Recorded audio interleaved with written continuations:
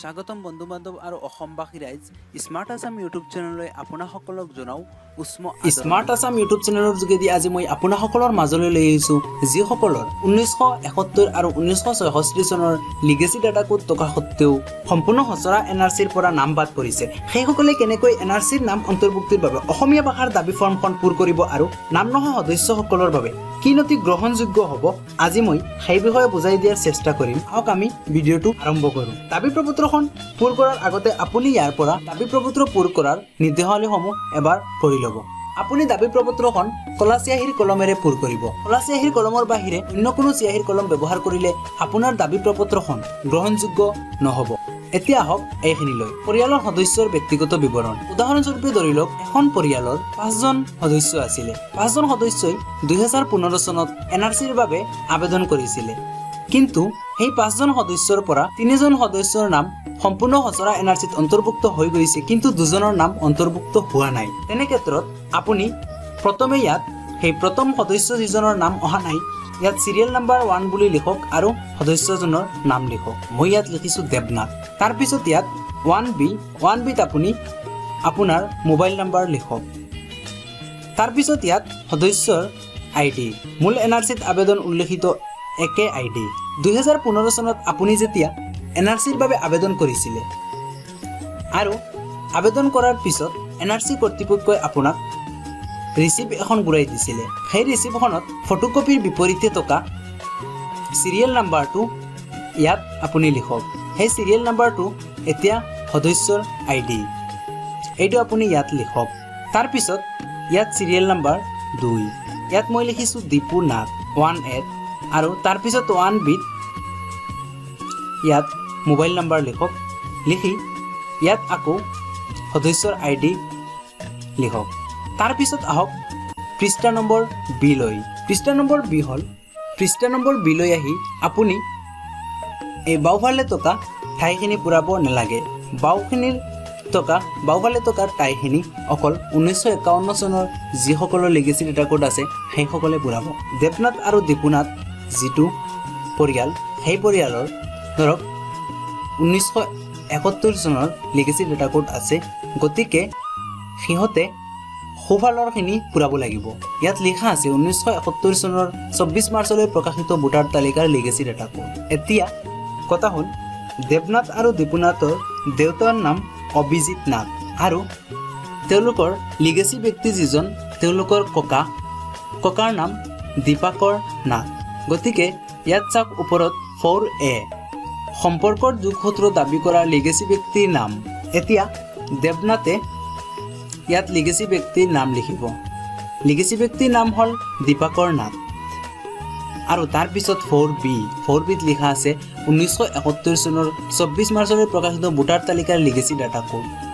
তেওঁ ইয়াত ভোটাৰ তালিকাৰ লিগেসি ডাটা কোডটো ইয়াত লিখিব তাৰ পিছত হল 4C বুলি কওঁতে লিগেসি ব্যক্তিৰ লগত সম্বন্ধ এতিয়া দেৱনাথৰ লিগেসি ব্যক্তি দীপাকৰ নাথৰ লগত কি সম্বন্ধ যেহেতু তেওঁৰ ককা গতিকে ইয়াত ককা বুলি লিখিব তাৰ পিছত 4Dত হল সম্পৰ্কৰ প্ৰমাণস্বৰূপে দাখিল কৰা তালিকা বিৰ স্বস্বাক্ষৰিত নথিৰ ক্ৰমিক নম্বৰ তালিকা বি বুলি কওঁতে ইয়াত চাওক ইয়াত দেৱনাথে এনেকুৱা এখন ডকুমেণ্ট বা এনেকুৱা এখন প্ৰমাণপত্ৰ ব্যৱহাৰ কৰিব লাগিব যিখন প্ৰমাণপত্ৰত দেৱনাথৰ দেউতাৰ নাম থাকিব লাগিব এতিয়া দেৱনাথে 3 নম্বৰ ইয়াত চাওক 3 নম্বৰ school certificate with countersign তেও স্কুল সাৰ্টিফিকেট ব্যৱহাৰ কৰিব স্কুল সাৰ্টিফিকেট ইয়াত চাওক 3 নম্বৰত লিখা আছে বোৰ্ড বিশ্ববিদ্যালয়ৰ প্ৰমাণপত্ৰ 3 নম্বৰ ইয়াত সিৰিয়েল নম্বৰ 3 আছে গতিকে ইয়াত 3 বুলি লিখিব এতিয়া আহক 2 নম্বৰ সদস্য দীপুনাথলৈ 2 নম্বৰ সদস্য দীপুনাথে সেম দীপাকৰ নাথ তেখেতৰ ককা গতিকে ককাৰ নাম ইয়াত লিখিছে লিগেসি ব্যক্তি ককাৰ নাম লিখিছে আৰু তাৰ পিছত ইয়াত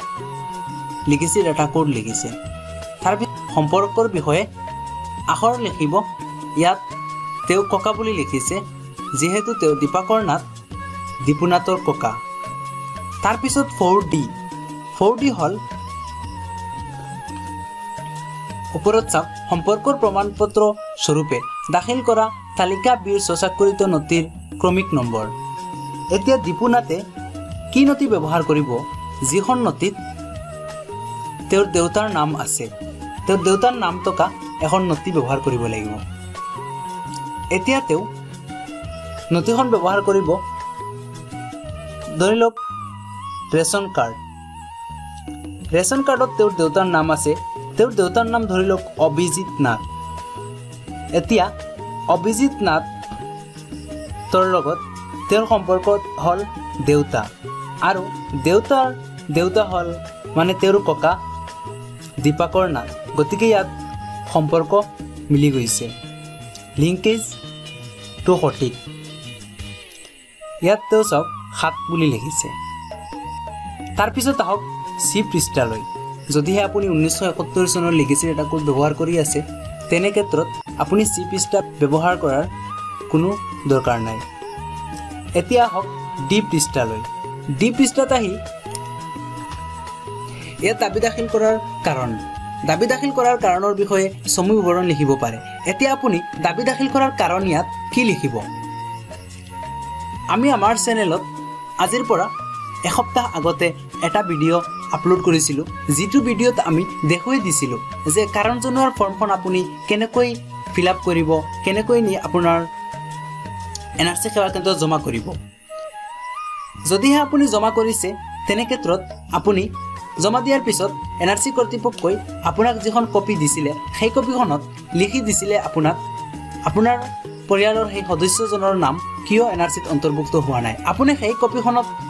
NRC কৰ্তৃপক্ষই লিখা মতে ইয়াত আপুনি কাৰণ লিখক। চাওক ইয়াত দেৱনাথে কাৰণটো লিখিছে, মই 2015 চনৰ NRC প্ৰপত্ৰ পূৰণৰ সময়ত লিষ্ট বি লিংকেজ মোৰ পিতৃ অভিজিত নাথৰ লগত সম্পৰ্ক স্থাপন প্ৰমাণপত্ৰ জমা দিছিলোঁ। জানিব পৰা মতে জন্মৰ প্ৰমাণপত্ৰখনত মোৰ পিতৃ অভিজিত নাথৰ নামত ভুল থকা বুলি NRC কৰ্তৃপক্ষই অগ্ৰাহ্য কৰিলে। চাওক ইয়াত তেওঁ লিখিছে জানিব পৰা মতে, তাৰমানে তেওঁ ক'ৰ পৰা জানিছে? তেওঁ নিশ্চয় NRCৰ কাৰণ জনোৱাৰ ফৰ্মখন NRC সেৱা কেন্দ্ৰত জমা দিছিলে আৰু NRC কৰ্তৃপক্ষই তেওঁক কাৰণটো জনাইছিলে। গতিকে তেওঁ ইয়াত লিখিব পাৰিছে, তেওঁ জানিব পাৰিছে তেওঁৰ নাম নহাৰ কাৰণ। তাৰপিছত চাওক মোৰ ককা দেউতা দীপাকৰ নাথৰ